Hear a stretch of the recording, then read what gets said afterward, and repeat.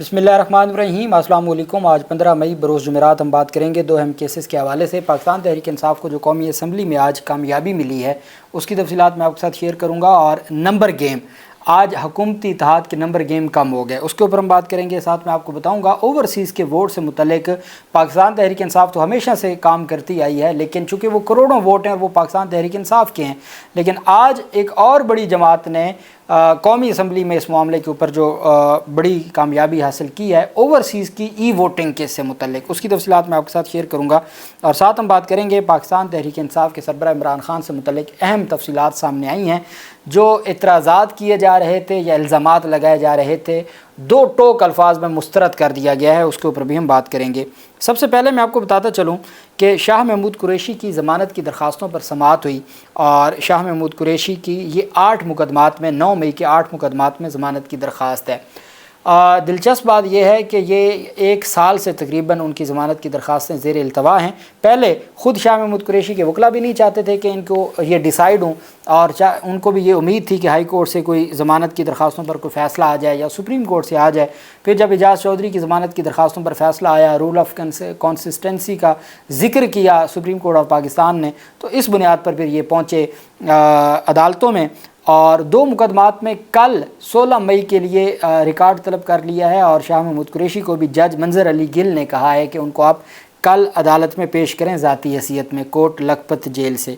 दूसरी जानिब जो 6 मुकदमात हैं उनमें 26 मई के लिए रिकॉर्ड तलब किया है, और 26 मई को बुलाया है अदालत ने कि 26 मई को आएँ और रिकॉर्ड जमा करवाएँ, और उस दिन फिर अदालत में आर्गूमेंट्स भी हो जाएंगे। कल मैंने आपको बताया था कि पाकिस्तान तहरीक इंसाफ की जानिब से एक दावा सामने आया है, और पाकिस्तान तहरीक इंसाफ ने अपने सोशल मीडिया के ऊपर एक ख़त है या एक बयान है उसको जारी किया है। ये 5 रहनुमाओं के दस्तखतों से है। ये सेनेटर एजाज़ चौधरी, महमूद रशीद और उमर सरफराज चीमा, शाह महमूद कुरैशी और डॉक्टर यास्मीन राशिद, ये सारे के सारे जो लीडरशिप है इनके नाम से है। पाकिस्तान में निज़ाम अदल की हालत तो पहले ही ख़राब थी और किसी को उस पर इतबार ना था, लेकिन हमारा मुतालबा ये है कि फ़ेयर ट्रायल किया जाए, नाइंसाफ़ी से हालात बिगड़ जाएंगे और जो चीज़ें हैं वो बेहतर नहीं होंगी। गुज़श्ता कल लाहौर की दहशतगर्दी अदालत में एक ऐसा वाक़या पेश आया जिसने इस पूरे निज़ाम के ताबूत में आखिरी कील गाड़ दी है। ये इन 5 रहनुमाओं ने लिखा। अब क्या ऐसा हुआ कि 5 रहनुमाओं को एक ख़त जारी करना पड़ा या एक बयान जारी करना पड़ा जिसमें वो कहते हैं कि निज़ाम की तबाही तो पहले ही थी, लेकिन निज़ाम की तबाही में आखिरी कील गाड़ दिया गया है कल दौरान समाअत दहशतगर्दी अदालत में। पाकिस्तान तहरीक इंसाफ का दावा है कि जी वकला और के पाकिस्तान तहरीक इंसाफ कहती है कि ये 5 रहनुमाओं की जानिब से जारी किया गया है। वकला और मुल्ज़मान मुकदमा नंबर 97 में अदालत मज़कूरा से रूबरू पेश हुए। प्रोसिक्यूशन की जानिब से वाज़ह तौर पर बताया गया कि आज सिर्फ़ एक गवाह मुकदमा हाज़ा में गवाही देगा, जिसकी गवाही हो गई। वकला और मुल्ज़मान के जाने के बाद 9 मई के मुकदमात के स्टार गवाह जिन्होंने पूरे पाकिस्तान के सुकून को बर्बाद कर रखा है, एक का नाम, दोनों का नाम उसमें लिखा गया। ये पुलिस वाले हैं, अदालत के रूबरू होकर गवाही दे दी, जो मौजूदा अदालती तारीख़ की सबसे बड़ी नाइंसाफ़ी है। वो कहना ये चाहते हैं कि हमारी मुल्ज़मान की और वकला की मौजूदगी में एक गवाह पेश किया। प्रोसिक्यूशन ने कहा आज सिर्फ एक गवाह पेश किया जाएगा, लेकिन बाद में पता चला कि जो 2 गवाहान हैं, जो स्टार गवाह हैं, जो साजिश के गवाह हैं, जो पाकिस्तान तहरीक इंसाफ की सारी क़यादत पे साजिश का मुकदमा है, उसके गवाहान की जानिब से वो बयान दे गए, बयान दे के वो चले गए। हमें पता ही नहीं है, हमारे सामने वो स्टेटमेंट ही नहीं हुई, चूँकि वो हमारे गवाह थे, हमारे ऊपर तो साजिश का इल्ज़ाम है, तो साजिश के गवाह बग़ैर हमें हमारी मौजूदगी के मर्ज़ी का बयान लिखवा के चले गए और हमें पता ही नहीं है। ये गवाहान मुबैना साजिश के गवाह हैं जिन पर 9 मई के फॉल्स फ्लैग ऑपरेशन की बुनियाद रखी गई। ऐसे स्टार गवाहों को मुल्ज़मान की अदम मौजूदगी में प्रोसिक्यूशन की जानिब से अदालत में पेश करके झूठी गवाही दिलवाना शर्मनाक और मसख़शुदा है, पाकिस्तान के आइन और कानून की खिलाफ वर्जी है। हम इसके ख़िलाफ़ शदीद तरीन अल्फाज में एहतजाज करते हैं और उस वक्त तक अदालती कार्रवाई से लाताल्लुकी का ऐलान करते हैं जब तक इन गवाहों को मुल्ज़मान और वकला के सामने गवाही के लिए पेश किया जाए। मज़कूरा स्टार गवाह वो हैं जिनकी वजह से तहरीक इंसाफ की सारी क़यादत गुज़श्ता 2 साल से जेल की काल कोठरियों में मुकीद है। کہ جن کی وجہ سے ہم جیلوں میں ہیں وہ گواہان ہماری عدم موجودگی میں ان کا بیان ریکارڈ کروا کے، ابھی جرا تو ہونی ہے لیکن گواہ جب بیان کرتا ہے ریکارڈ کرتا ہے تو اس نے خود لکھوانا ہوتا ہے، تو اس کا مطلب یہ ہے کہ جب اہم گواہ ہو، ملزم موجود نہیں ہے، ان کا وکیل موجود نہیں ہے، تو وہ تو پروسیکیوشن نے اپنی مرضی سے لکھوایا ہوگا، تو وہ جو فائدہ لیا جا سکتا تھا پروسیکیوشن ملزمان کی جانب سے وہ نہیں لے سکتے، تو یہ ان کی اصل مسئلہ تھا اور اس وجہ سے انہوں نے یہ بات کی ہے۔ اب یہ اس کا پروسیکیوشن جواب دے سکتی ہے کہ یہ جو پاکستان تحریک انصاف کی جانب سے دعویٰ کیا گیا ہے 5 رہنماؤں کے دستخطوں سے اس بیان کا، اس کی کیا تفصیلات ہیں۔ بیرسٹر گوہر علی خان کی عمران خان سے ملاقات ہوئی اور اس کے بعد کچھ بھاری بھرکم جو صحافی ہیں ان کی جانب سے یہ دعویٰ کیا گیا کہ عمران خان شہباز شریف کے ساتھ، اور آج اخباروں میں بھی شہ سرخی لگی کہ عمران خان شہباز شریف کے ساتھ مذاکرات کی جو پیشکش ہے اس کو قبول کر لیا ہے۔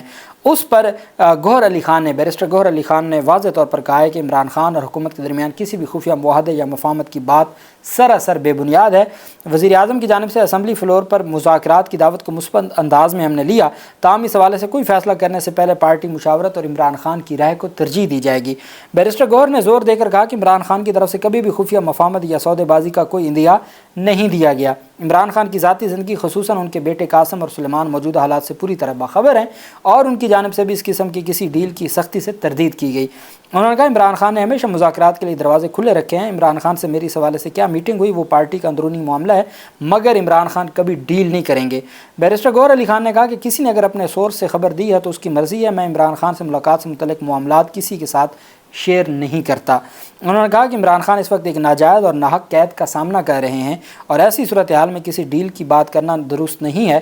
انہوں نے کہا کہ عمران خان کا موقف روز اول سے یہی رہا ہے کہ ملک میں جاری سیاسی بحران کا حل صرف اور صرف سیاسی مذاکرات اور بات چیت سے نکلنا چاہیے، نہ کہ پس پردہ معاہدوں سے۔ انہوں نے کہا ہم ہر فورم پر بات چیت کے حامی ہیں لیکن ایسے کسی سودا بازی کا تصور بھی قابل قبول نہیں ہے۔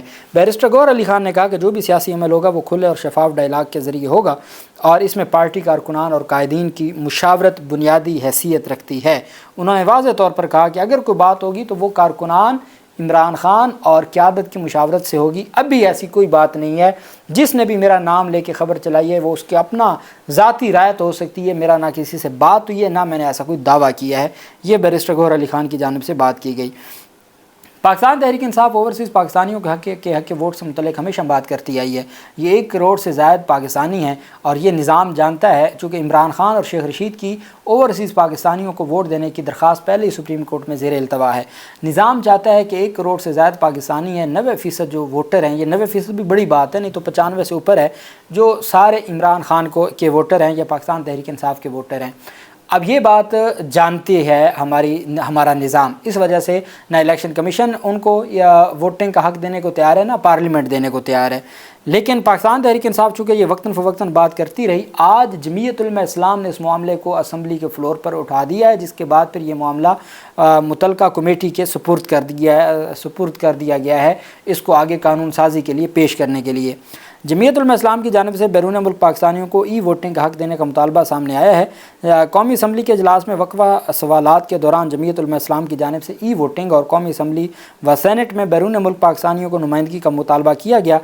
وقفہ سوالات کے دوران JUI نے سوال کیا کہ ہم یہاں اقلیتوں کو تو ایوانوں میں نمائندگی دیتے ہیں مگر بیرون ملک پاکستانیوں کو کب ای ووٹنگ کا حق دیں گے؟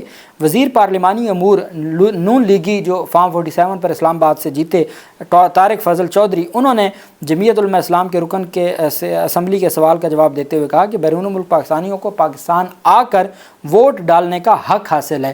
انہوں نے مزید کہا کہ ایوانوں میں بیرون ملک پاکستانیوں کی نمائندگی سے متعلق یہ دونوں ایوان آئینی طور پر طے کر لیں۔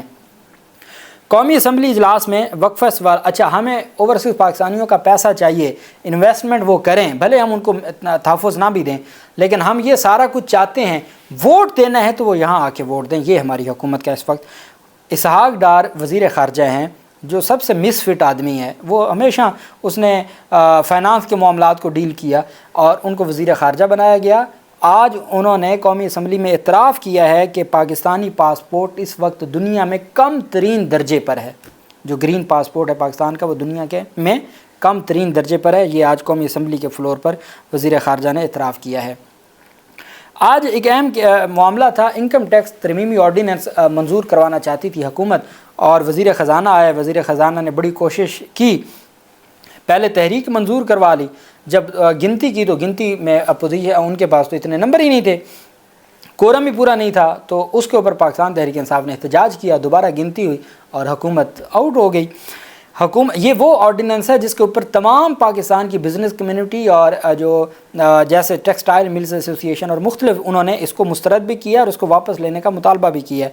آج وزیر خزانہ اس کو ہر صورت منظور کروانے کے لیے اسمبلی میں آئے۔ قومی اسمبلی میں حکومت کی طرف سے انکم ٹیکس ترمیمی بل 2024 منظور کرانے کی کوشش کی گئی لیکن بری طرح ناکام ہوئی۔ حکومت دوران اجلاس وزیر خزانہ محمد اورنگزیب کی گنتی میں تحریک تو منظور ہو گئی، تاہم اپوزیشن کی جانب سے جب نشاندہی کی گئی اور ترمیمی بل 2024 پر اپوزیشن نے تحریک کی منظوری کی گنتی کو چیلنج کیا تو وہ غلط نکلی گنتی۔ حکومتی اتحاد کے صرف 67 ارکان ایوان میں موجود تھے جبکہ پی ٹی آئی اپوزیشن 32 ارکان موجود تھے۔ اپوزیشن نے تحریک منظوری کا بدلہ کورم کی نشاندہی کر کے پورا کیا۔ بعد ازاں گنتی، چونکہ ہر صورت آج وزیر خزانہ اس کو منظور کروانا چاہتے تھے، گنتی کی گئی تو کورم پورا نہ نکلا، جس پر اجلاس میں وقفہ کیا گیا۔ بڑی کوشش کی گئی وزیر خزانہ موجود رہے، ادھر ادھر سے اپنے ممبران کو مکمل کریں اور کورم پورا کریں۔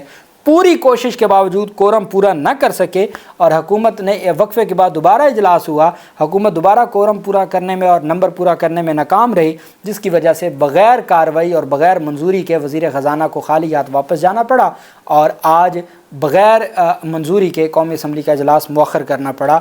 یہ پاکستان تحریک انصاف کو آج کامیابی ملی ہے، انہوں نے پورا سٹینڈ لیا ہے اور انہوں نے اپوزیشن کا حق ادا کیا ہے اور وہ قانون جو ایک متنازع قانون ہے اس کو منظور کروانے سے رکوا لیا ہے۔ اللہ پاک پاکستان کا ہمیں ناصر ہو۔ بہت شکریہ۔ اللہ حافظ۔ پاکستان زندہ باد۔